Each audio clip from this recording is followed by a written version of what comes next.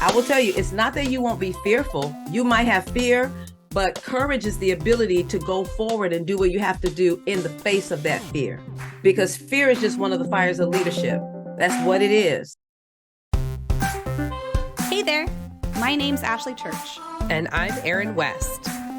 We were once newly promoted crime scene and latent print supervisors on mutual struggle buses as we both simultaneously tried to navigate through the challenges within our forensic units. Now we run a business where we create tools and resources that we wish we had had to make these transitions easier. We like to talk about the experiences we've had in the forensic field, the good, the bad, and the ugly, in the hopes to create awareness around these issues and move the needle forward to create positive change in the forensic community. So if you're a forensic professional, regardless of your years of experience, who's not afraid to dive into real, raw, and sometimes uncomfortable topics, you're in the right place. This is the Forensics Unfiltered podcast.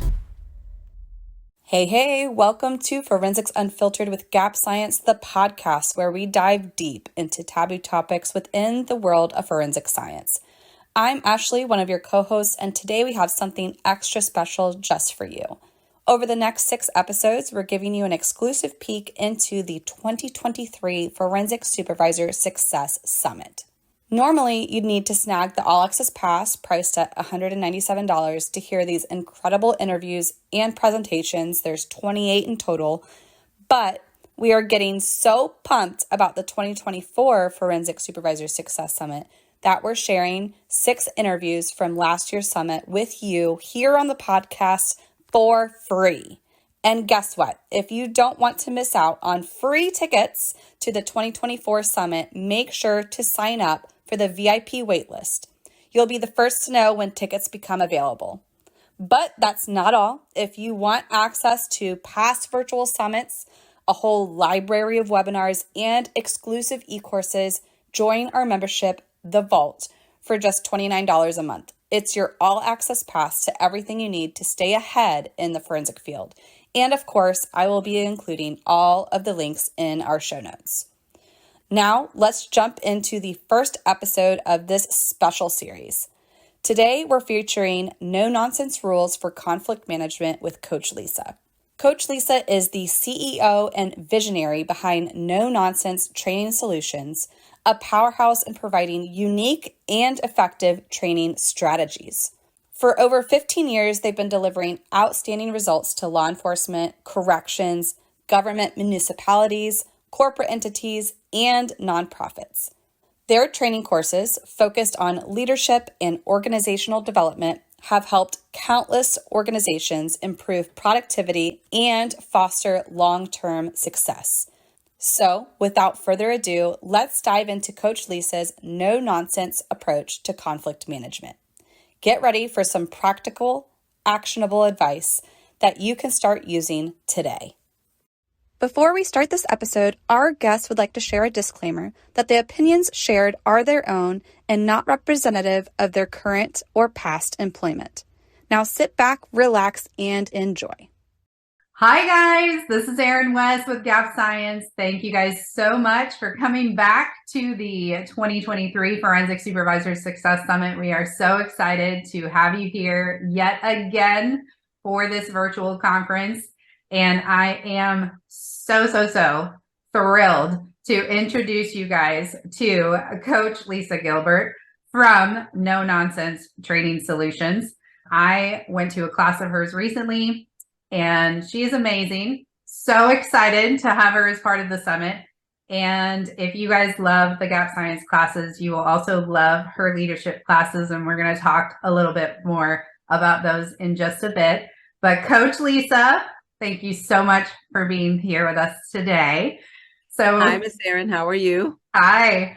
So before we dive into the topic at hand, obviously the theme of the summit this year is all about communication skills and conflict resolution. So we're going to dive right into those topics.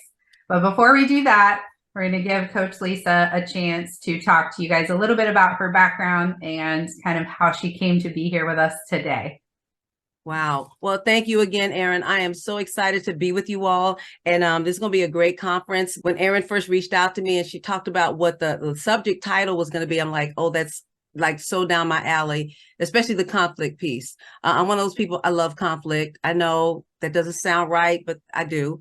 But the thing is to help people through it. So I'm so excited to be here. A bit about my background. I am a psychology major from the Florida State University. So my degree is in psychology. I'm also DISC certified, EQ certified. I'm an anger management specialist, and I do things with driving forces, job benchmarking, just a whole lot of things behind it. I'm also ITW certified because I'm a public safety consultant. So a lot of my clients are law enforcement, corrections, fires, on the sworn and civilian side. And I'm just really happy to be here today and to help you all as leaders to do what you do better. That's what I'm here to do. Mm-hmm. Yay. We are so excited to have you here. And you guys heard her mention being DISC certified. You know, we love the DISC test here at GAP Science. So, so she's a DISC administrator. If you guys need DISC tests for your people, you can reach out to her. So, all right. So we're going to talk a little bit about conflict and handling conflict today. And in your professional opinion, how important do you think it is that the leaders in our professional areas, how important is it for them to be able to handle conflict appropriately? Well, Erin, I've noticed like since before COVID, but even now more so, seems like after COVID, a lot of things started happening with people, and it seems like conflict really ramped up. And the reactions to it really became a little bit concerning to me, especially from a professional place.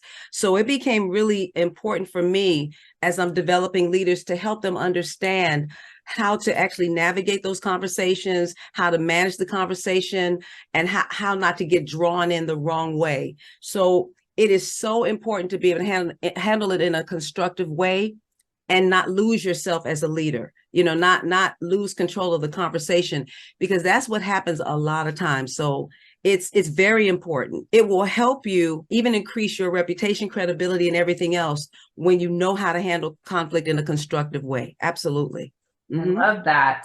And something that we see very commonly in our courses and when working with leaders is we find that there are a lot of leaders that are avoidant of handling conflict. It's not something that they enjoy doing, and sometimes they avoid addressing issues that really need to be addressed. Do you think that avoiding conflicts or even waiting too long to address conflicts can have impact on obviously the leader, their career, the team, that kind of thing? Oh, absolutely. And you said something that's very true. And in my leadership classes, I even put that as one of the, what's your challenge as a leader?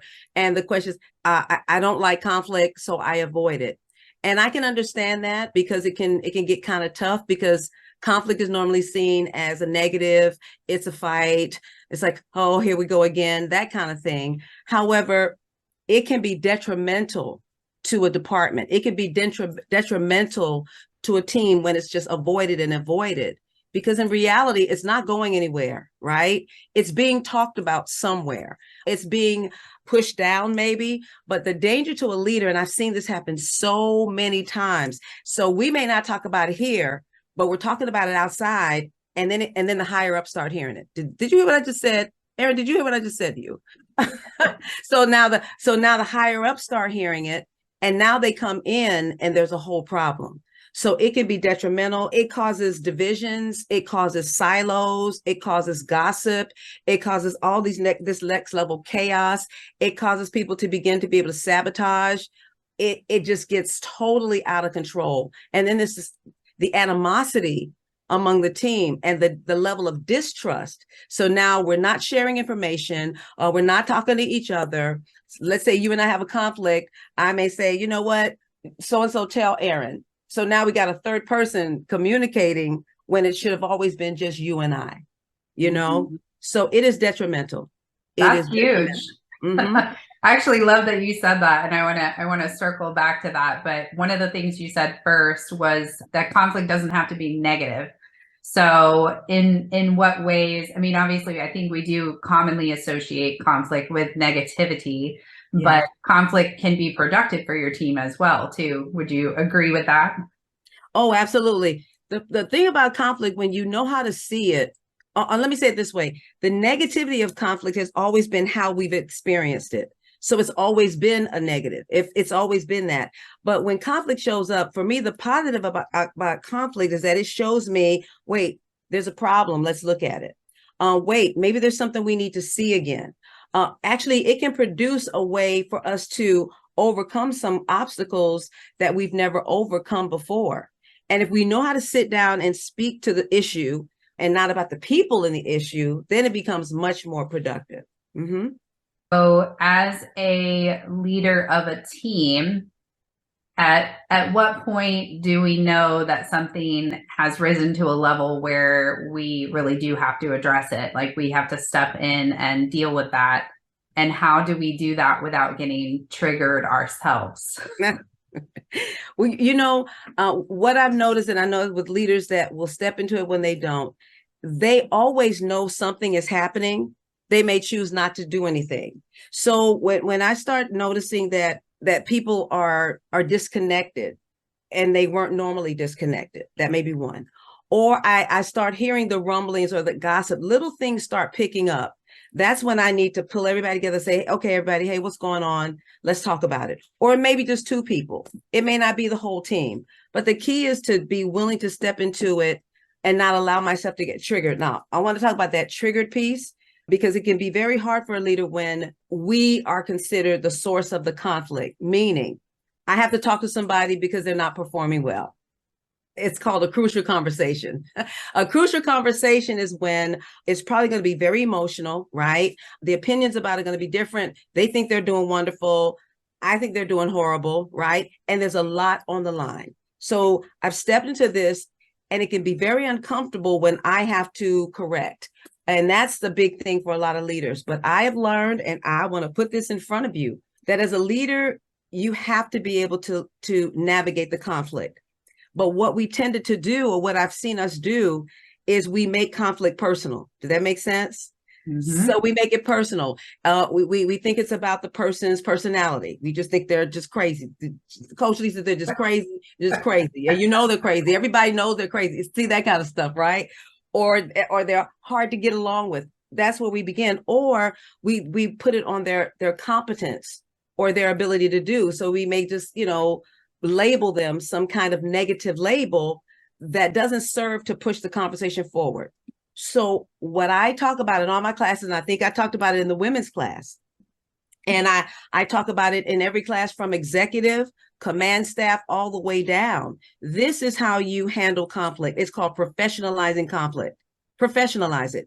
So as opposed to me seeing it as an issue with the person or their competence or their personality, I got to keep it at the issue. The issue is we don't have agreement about how they're working, right?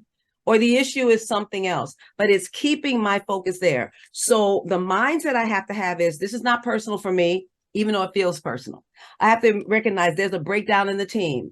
And my job as the leader, your job as the leader, is to rebuild that connection, all right? And then I have to make sure that I do it from a team perspective. I want to help this person. So I've learned that the solution to conflict is agreement. The solution to conflict is agreement. Might want to write that down. Write that down. The solution to conflict is agreement. And the question is, where do I need agreement? And so 4 areas we speak to. You will always find conflict in one of these 4 areas. And leaders, if you speak to that, then you begin to navigate it and control it very differently. All right. We're taking a quick break to shout out our amazing sponsor, Justice Tracks by Versaterm. They've been our top sponsor of the Forensic Supervisor Success Summit for the past 2 years, making it possible to deliver all of this fantastic content to you for free. Justice Tracks by Versaterm has been providing top-notch laboratory information management solutions to forensic laboratories since 1995. Based in sunny Mesa, Arizona, they serve some of the most sophisticated law enforcement agencies and crime laboratories across the globe, from North America and South America to Europe, Australia, and even the Middle East. All of their software solutions, this includes LIMS Plus, LIMS Plus DNA, LIMS Plus Portal, Chain Links, and more, are designed by experienced forensic scientists and built by top-notch computer engineers. With nearly 200 forensic operations using their software on 6 continents, you know you're in good hands. And here's something cool. Justice Tracks is constantly enhancing their applications with feedback from thousands of criminalists who use them daily. Plus, as a Microsoft certified partner, they use their latest technologies to develop applications that make a real difference. So, a big thank you to Justice Tracks by Versaterm for their support. If you're looking for a trusted partner in forensic software solutions, check out Justice Tracks. They're making a world of difference in the forensic community. Now, let's get back to our episode. So the first area you want to speak to, you got to find the solution. The solution to conflict is agreement. You want to speak to the goal right there. We got to get agreement on the goal. It doesn't mean they have to like the goal. It doesn't mean they have to just agree to the goal. The goal is, what do we want to get done? So when you get agreement on the goal, then you've resolved the issue. But you may say, wait, Coach Lisa, the goal is not the issue. They know what it is. Okay. Then the next level we look at is the role, everybody's role to get us to the goal. And sometimes that's where you have a clash, because I may have to move people around, right? I may have to use their expertise somewhere else, and they may not like the move. That's what I noticed a lot after COVID. When a lot of people didn't want to come back to work, or a lot of people changed jobs, the roles began to change. Departments needed people other places, and the roles got moved, and people were angry. They didn't want to do it. That's above my pay grade. You've heard it before. That's not what all those things. But you have to get them to understand, this is the role I need you in because of your expertise. And if you get them to understand, they get agreement, the conflict is resolved. If that's not it, so the goal is okay, the role is okay, then the next question is, what are the expectations? Did you make it clear? Because if there are unclear expectations, there will be conflict. What do you think? 100%. Yeah. If people don't know if people don't know what you expect, then that's where the conflict comes. So I can only inspect what I expect. Yeah. I can only inspect what I expect. So I got to show you what I'm expecting and make sure it's clear. So now we got the goal. I think sometimes as leaders too, we make the mistake of having expectations in our mind that we never actually express out loud. Oh, yeah, I talk to my own self. Yeah. I mean, like, wait, Erin, how long you been working with me? You don't know what I expect by now. See, that's what yep. Or the assumption that they will do the same thing that you would do in any given situation. Yeah. Absolutely. One of my development areas, I'm very transparent, is always I have to always step back and make sure that I don't over delegate and under instruct. Did you hear me? So because you know what, I'm a big person on developing everybody around me. So if you want to learn something, I'm like, come on, let's go, and I'll give it to you. But then I got to slow down to help you understand the expectations. If not, it creates conflict. Yeah, that's good. So we can't assume that. Leaders never assume that they understand or they know the expectation. And then so once we got the expected, last thing is procedures. And that's easy for you all. It's called SOP. It's called the policy. It's called there's no fight about it. If they don't like it, that's not our problem. So the four things: professionalize the conflict, speak to the goal, speak to the roles, expectations, and procedures. Nobody can play games with you. No one can trigger you. They can't take you off to other conversations. Bring it back to those 4 places, and you will always control the conversation. And Erin, I even built a worksheet that I give out in our leadership boot camp that helps a leader craft out the conversation so it keeps you on point. Everything about what we do is practical things and tools that you can take away to do what we just talked about in the training. Love it. Love it. And I know some of you guys just heard those 4 things. And when she said procedures at the end, you were like, oh, my SOPs are looking a little rough right now. So now is a great time, if you have had some of those conflicts with your staff members over procedural things, SOPs should be updated frequently. And they should be specific for your unit. A lot of us were obviously in forensic divisions. A lot of times we just use the generic SOPs for our agency, but we should really be making specific procedures and policies for how our units function. So that's awesome.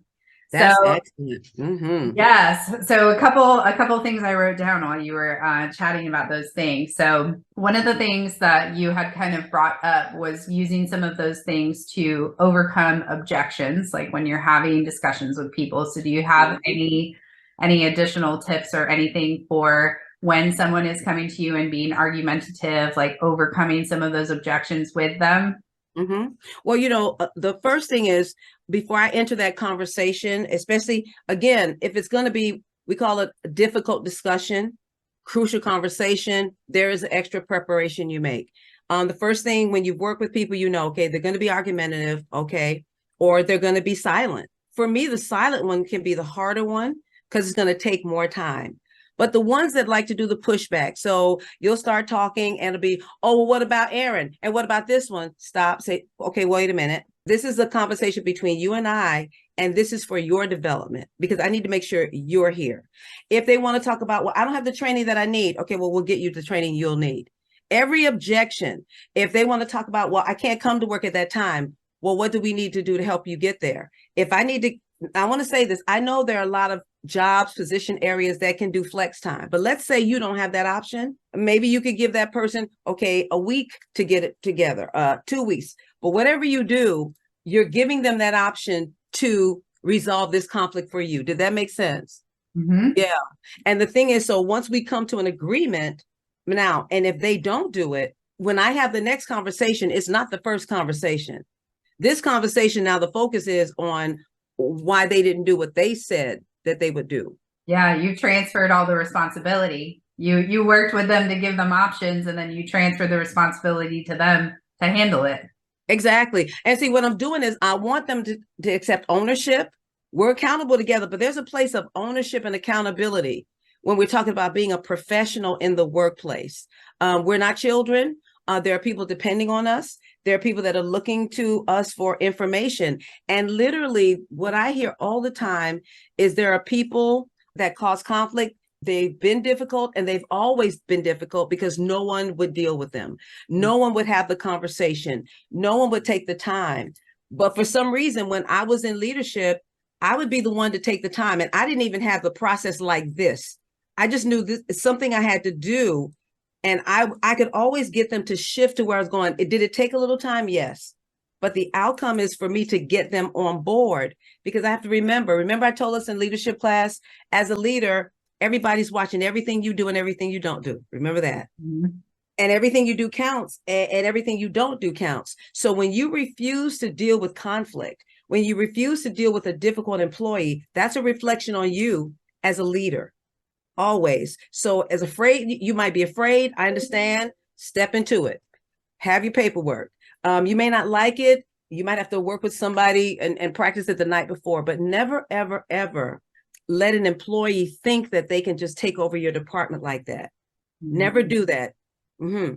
Yeah. And I think as the leader of your unit, we have a responsibility to all the people of our unit. And by neglecting that one person and not dealing with that one person, we're letting that force be destructive to everybody instead of taking care of everyone by dealing with the one person that has to be dealt with. Absolutely. And you know what? And think about how that begins to set a toxic field. So all the other 9 people in my unit, they're working and they do what they do, but it's this one person always complaining, always a problem, and everybody knows it. Everybody knows it. Or they start triggering other people. But then you got to really get concerned when your most positive people now become negative and begin the conflict. See, that's when it's sat too long. You've allowed it way too long. Yeah. Mm-hmm. And this is, I feel like, a great place to circle back to one of the things you said earlier is having these conversations directly and face to face, and also with the person they need to be had with and not with additional people in there. So obviously you think that has an impact on resolving the conflict as well. Well, I'm going to speak to 2 things in that. When I first have a conversation with someone, I'm really doing it from a good faith place, thinking, okay, I just need to see where it is. And so it's going to be goals, roles, expectation, procedures. However, if this person is known to be manipulative, we work with them. If they're known to be manipulative, if they are a sabotager, if I believe or if I know for a fact that they will undercut and do things like that, then there's a whole different strategy I have to take. And I have told people in class, and I've used it myself. So let's say it's an individual I'm bringing in, and I know they are, and I'm going to use the word toxic. Toxic means they are dangerous. Their behavior, not them, but their behavior is dangerous to the team. Well, what does that mean? They're negative. They will sabotage. I say that. They manipulate people. They take things out of the department, and they're 90% to 95% not true. And they stir the pot. They stir the pot. And then they become the victim right there. And see, I have to be careful because the victim thing is a trigger for me. When people are negative, angry, disrespectful, demeaning, but then you want to be the victim. That is where I really have to temper myself as a leader. In that situation, especially if I know that they're, we say coming for me, if you will. I had someone say a long time ago that I was the fourth or fifth manager, and somebody else would be coming after me, meaning I wasn't going to be there long. Erin. I was like, oh, really? But they had that kind of control in the department, and it was really disconcerting. So with that person, I always recommend have a third party. But the third party, I need to explain their presence. They could be another supervisor. Yeah. They could be another manager, not in the department, but someone I trust. And I will explain that person's presence in the room. I would not necessarily bring a higher up unless the higher up wanted to bring there. And I would say, well, you know what? I have Erin sitting here with me just to make sure that I don't get out of line with you, because that's not my intent. You see what I just did? Mm-hmm. I am purposefully disarming them, the person, so that now they'll probably drop their guard. Because I want to know, Erin, after that meeting is over, did you see what I just saw? Yeah. Did that make sense? Yeah. And that's also a protection for me, because I could say one thing to you and then they leave, they go out and they say, I attacked them. They say I'm making a hostile work environment. They say I said something racial to them. Did you see? That's the environment we're in right now. Erin, I don't sugarcoat stuff. I just don't. But that's the environment that we're in. And so a lot of narratives get spun and they get turned, and people want to run with these things. And they can actually hurt a leader's career when the leader was literally, or the supervisor was only trying to get everybody on board to do their job. And I know that is like 10 out of 10 times why people won't step into conflict, because it's about self-protection. It's about, I don't want to get sued. It's about, I don't want a problem. It's about, I don't want a discrimination complaint. But let me tell you something. If you speak to the goals, the roles, the expectation, and the procedures, no one can play cards with you. And I will say that to anybody. There's no card game playing, because the goal, role, expectation, procedures is part of your job description. Come on now. That's some good nuggets, guys. Those are some good nuggets. Mm-hmm. Absolutely. All right. So before we log off for the day, they've got some great takeaways here. Do you have any last tips that you want to give our leaders that are tuning in here as far as just dealing with conflict on their team? I would tell all of you, the fact that you came onto this conference already sets you apart from a whole lot of leaders, and I always love leaders that will invest in themselves, that will take time to learn on their own. And what Erin and Gap Science have done here, they have provided a resource for you that you probably can't get anywhere else. So I will tell you, keep developing yourself as a leader. Never, ever shy away from conflict. And, I will also say conflict can also come and just in the communication piece. Another no nonsense wisdom truth we say in our classes, you got to ask the right question to get the right answer. Yeah, because see, there's some people that know how to play head games with you. So attending this conference, just learn how to communicate. Be more open with the communication. Learn how to ask those open-ended questions. And when you handle conflict, remember goals, roles, expectation, procedures. Another thing I need you to remember too is never ever engage in a conflict situation when you are angry. Did you hear me? Did you hear what I said? Did you listen? Because when you do, then you can be triggered. And then all of a sudden you're in a reactionary mode. And when you're reactionary, you probably say things that you meant at that moment, but now you wish you hadn't said it. Yeah. So never, ever engage that. Can I tell you, the best response sometimes is a no response for that moment, but you select the time to speak to it, but don't wait too long. And if you need a person to coach you through that, there are coaches to help you. I can help you. Just set up the time and the way to get you to confidently step into it. I will tell you, it's not that you won't be fearful. You might have fear, but courage is the ability to go forward and do what you have to do in the face of that fear. Because fear is just one of the fires of leadership. That's what it is. And it'll try to stop you. So always speak to the goals, roles, expectation, procedures. It's called professionalizing the conflict conversation. Mm-hmm. Amazing. Mic drop. I love it. Yes.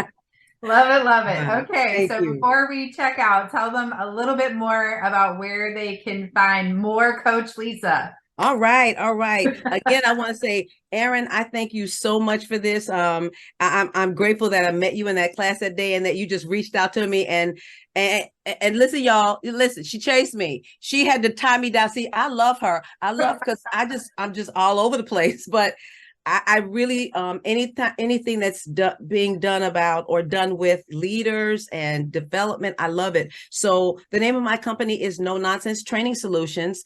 The website, www.nononsensetrainingsolutions.com. You can find us there. And my email is Coach Lisa at nonontraining, NONON training.com. And listen, reach out to me. I respond to my own emails. I really do. My heart is to help you because I have the ability to help you see what you can't see, hear what you can't hear, and to know what you need to know. I like to change the game for a leader. So I'm the leadership strategist to help you do better at what you do. And I'm excited to come on board and help you. So I hope to talk to some of you.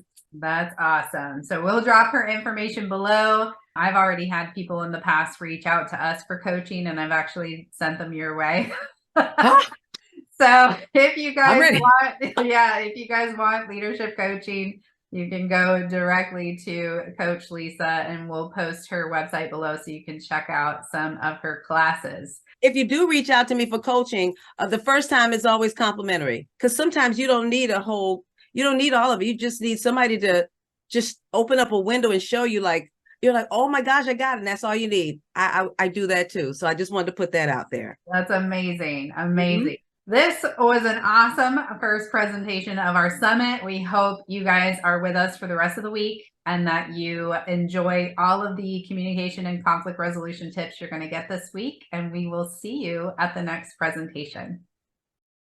And that's a wrap for today's episode. We hope that you enjoyed No Nonsense Rules for Conflict Management with Coach Lisa. But remember, we will be announcing when you can catch more interviews and presentations just like these to our VIP waitlist. So click the link below. It's ForensicSupervisorSuccess.com and make sure to sign up. You will be the first to know when free tickets to the 2024 Forensic Supervisor Success Summit become available. And if you want continued access to this interview, along with 27 other interviews and presentations, grab the All Access Pass to last year's 2023 Forensic Supervisor Success Summit. But honestly, the best deal is joining our membership. Sign up for the Vault just for $29 a month. You get access to our past virtual summits, a library full of webinars, and featured e-courses. It is the ultimate resource for forensic professionals. Tune in next week as we continue this exciting series. Our next episode is Bridging Communication Gaps in Blended Teams. So this is like sworn and civilian teams with Josh Mott. You won't want to miss it. Thanks again for listening to Forensics Unfiltered with Gap Science. We hope you have a happy and safe 4th of July. Thank you so much for being here and listening to Forensics Unfiltered. If you liked this episode, would you do us a favor and leave a review letting us know specifically what you liked about this topic? It will only take a minute, but it will really help us plan future episodes so we can bring you more topics that you want to listen to. We'll be sure to provide any links from today's episode in our show notes on our website. Head to www.gapscience.com. Until next time, stay safe out there.